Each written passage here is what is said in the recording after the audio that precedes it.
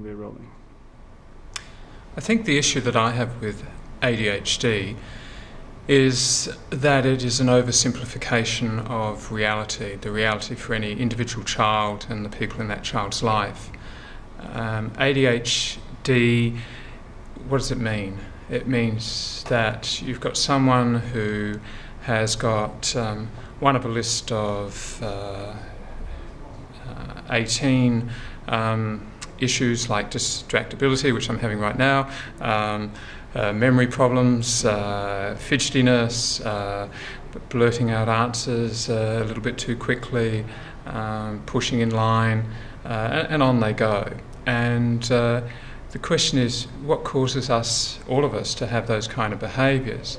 In the DSM, the Diagnostic and Statistical Manual, there's always a criteria which is this behaviour is considered to be more impairing than would be normally acceptable, or words to that effect. And so there's a value judgment in whoever's making this diagnosis. The diagnosis should be in more than one setting, so you need to see that it's not just at home and it's not just at school, it's kind of across these domains. But that's not enough. You actually need to know why. Why is the child behaving like this? And that's going to be different for every child. And for some children there will be things to do with their actual brain, their brain cells. It may be that throughout the pregnancy that their mother was on some kind of medication or street drugs or smoking tobacco heavily or drinking alcohol. And things like fetal alcohol syndrome and cigarette smoking in pregnancy are linked to problems like this. Birth hypoxia is another thing, living next to a lead smelter and having too much lead that deposits in the brain. So there are biological factors. But there's a thing called the biopsychosocial model, and things aren't always that simple and straightforward. And that it could... a lot of... there's a guy called Professor Russell Barkley, who's probably the biggest name in ADHD research in the world, an American professor. And he talks about ADHD as being frontal lobe deficits in functioning around self-awareness, around memory, around motivation, and around planning and organisational capacities. But there's plenty of research coming out now that shows that if a child grows up feeling very insecure and anxious, then those frontal lobe structures, that they delay in their growth a bit. And that anxiety is driven more by the middle parts of the brain.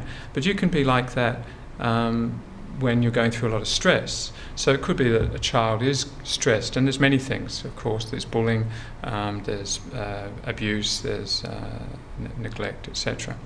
The other aspects that can apply here is that there's difference. There's some people who are tall in society, and there's some people who are short. And when you measure everybody in society, you get what's called the bell curve distribution. Lots of people average, some people tall, some people short.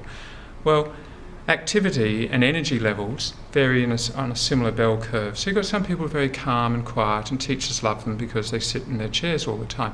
Then you've got others who are very restless and energetic and have rapidly moving attention spans, etc. Now those kids, and I'd say to the kids like that, well, they're normal. They are normal. There's nothing wrong with their brain. It's just their temperament doesn't fit with a 21st century classroom that is saying sit still for 40 minutes at a time, 6 times a day. In a jungle, you know, they're probably far better off than the kid who would sit still for 40 minutes, because they're not going to get eaten at least. Whereas the kid who's, the anaconda curls up and curls around him before he's moved. So this is, having stepping back and having the wider view. So I say to some kids, I say, look, you've attracted this label, this oversimplified label of ADHD, but there's nothing wrong with your brain. You're just made for the jungle and not for the classroom. And who's got the problem? Our classrooms, maybe, our educational system. There is a place in the USA, in Chicago, where many schools have adopted a program where every day, Monday to Friday, they have an hour's physical education to start the day. During that hour, the kids are actually all individualised, and this is the great thing about individualising things to that particular child's needs, that they wear heart monitors to get their heart rate up above 75% maximum. I'm not quite sure, but you can check the website, and it's just Google Dr. John Ratey, R-A-T-E-Y, and Spark, which I think is the book he wrote.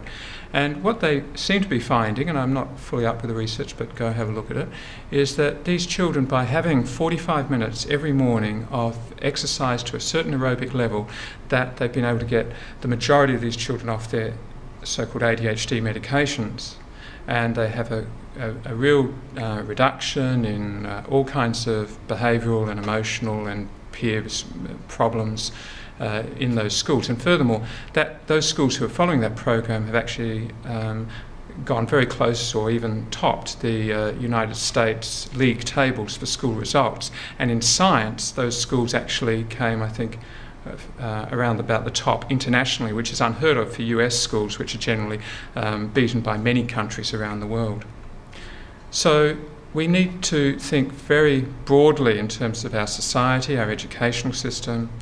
Sorry, one last thing I'll say just about society. I was once on a family holiday in Fiji, and I took my little son and we went across the isthmus at low tide to this other big island and down to the village where they sold their artefacts and things and like tourists to come and visit them. Now, this village had no electricity, and the school was and the school was under a palm tree, and the teacher was there with the blackboard, and all the kids were seated around, just watching the lesson. And my little son William and I, we walked up, and two of the little boys quickly jumped up and they joined William, wanted to know what he wanted to do, and then they tore around the school grounds and around the yard. Well, it wasn't really a yard; it was a palm grove. And then the kids went back and sat down for the rest of the lesson. Well, not the rest of the lesson, they got up and they tore around a bit more. But the teacher didn't bat an eyelid. And those boys, when they sat down, they burned off a bit of energy and they just kind of engaged again in what was happening in the school. And I went and saw the doctor who was working in that village, an ethnic Fijian who'd spent 2 years in Melbourne doing psychiatry. Kind of serendipitous, he was there, and I asked him, because I was quite curious at the time, I said, well, look, what about ADHD? You would have come across it in Melbourne. What about here? You've been working here for nearly 2 years, in your government-placed appointment as a doctor.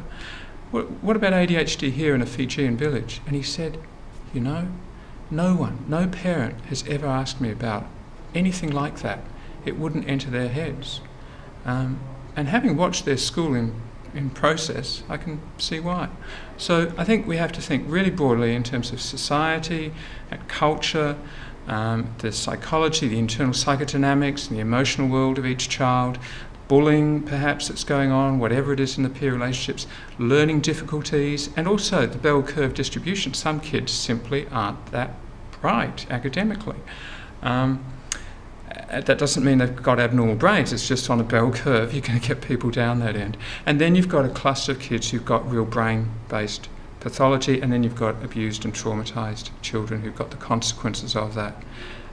The ADHD label, as you can see, is far too simple for things that are very, very important and need to be discovered through lots of multiple assessments that take time and also try and find the child's voice. So I think we'll just end at that. Thank you.